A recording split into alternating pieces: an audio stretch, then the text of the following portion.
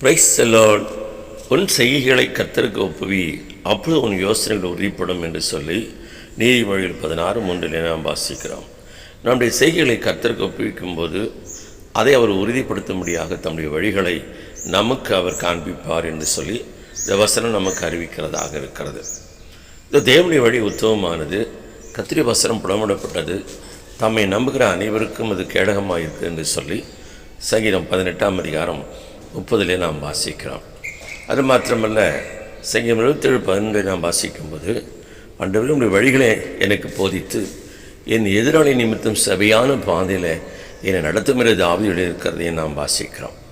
பிரியமானவர்களே, தேவன் நமக்கு ஆயத்தம் பண்ணியிருக்கிற வழிகளில் நாம் நடப்போம் என்று சொன்னால், நம்முடைய செய்களை ஒப்புவிக்கும் போது நம்முடைய யோசனைகளை உறுதிப்படுத்தி நலமானதை நமக்கு அவர் வாக்கியம் பண்ணுகிறவராக இருக்கிறார். மோசே யாத்திரம் 13:13 நாம் வாசிக்கும்போது, உம்மை அறிகிறதற்கும் உம்முடைய கிருபையை நான் பெறுகிறதற்கும் உம்முடைய வழி எனக்கு காண்பித்தரலும் என்று சொல்லி ஜெபிக்கிறதை நாம் பார்க்கிறோம்.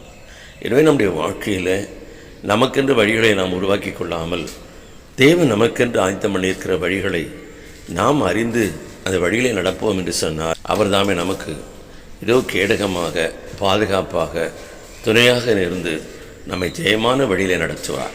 ஆமென்.